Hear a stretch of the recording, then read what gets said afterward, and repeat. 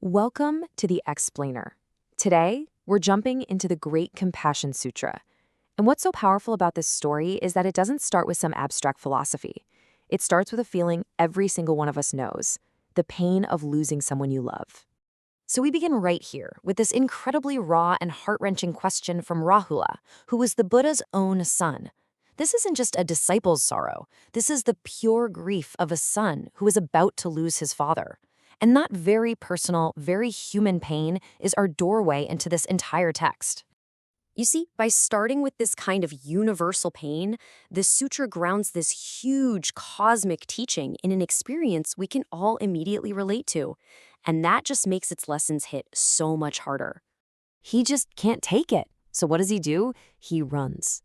His grief is so overwhelming that he actually uses his spiritual powers to travel across countless worlds through all these different realms, just looking for some kind of solace, any escape from this unbearable truth that his father, the Buddha, is about to die.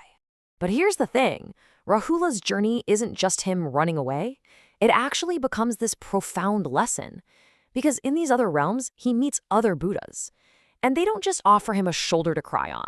They give him a direct teaching on the very nature of reality. So the very first teaching Rahula gets is this fundamental truth. And it isn't meant to be harsh, it's just a statement of universal law.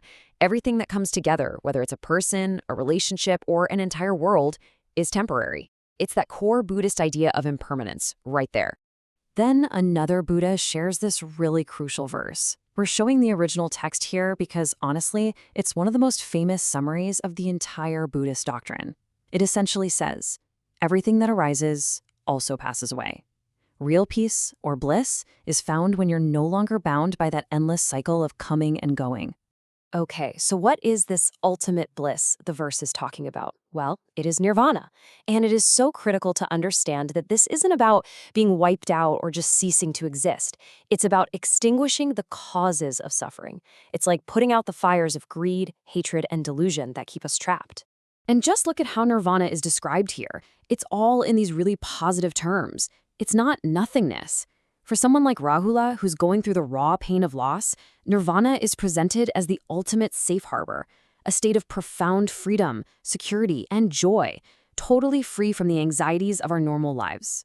But, even the most profound philosophy doesn't always soothe a grieving heart right away.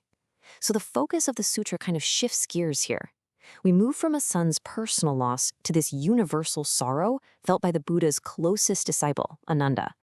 Ananda's grief goes beyond just himself. He is weeping for everyone. For him, the Buddha's passing is a cosmic event.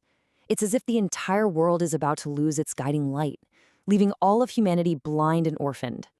This quote just perfectly captures the depth of his despair. He sees the Buddha not just as his teacher, but as the very light of the world. So the Buddha's death feels like the sun itself is about to be extinguished, plunging everyone into darkness. So, in response to this profound despair, the Buddha offers not just comforting words, but a concrete promise. He gives a vision for how his teachings, the Dharma, will endure long after he is gone. He promises that while his physical body is impermanent, his teachings, the Dharma, are not. He then provides this remarkable series of prophecies, detailing the actual lineage of masters who will carry this torch forward for centuries. So the crucial point here is that the Dharma isn't dependent on one single person. It's a living tradition, a flame passed from one torchbearer to the next. The Buddha is literally laying out a clear plan of succession to show Ananda that the light will not go out. Now, this is an absolutely incredible detail in the sutra.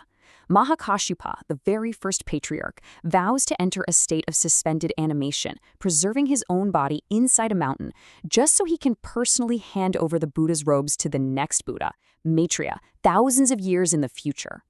It's such a powerful symbol of the Dharma's unbroken endurance across these vast spans of time. The sutra now makes this beautiful pivot from the grand scale of cosmic history all the way down to the intimate power of a single act. And this is where it offers its most profound and accessible teaching.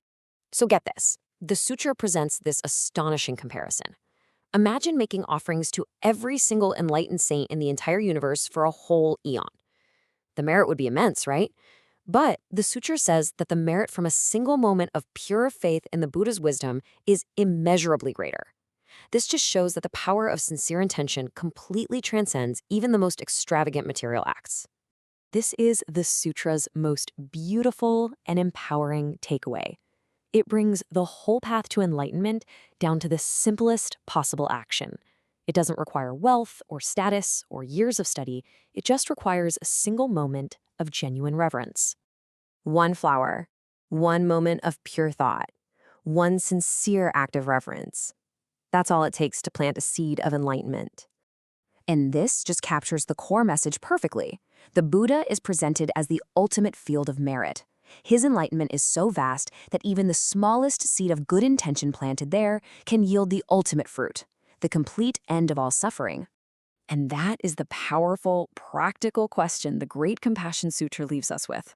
It transforms a story of unbearable grief into a message of incredible hope, a reminder that the path to peace and enlightenment is always within reach, accessible in even the smallest, most sincere moments of our lives.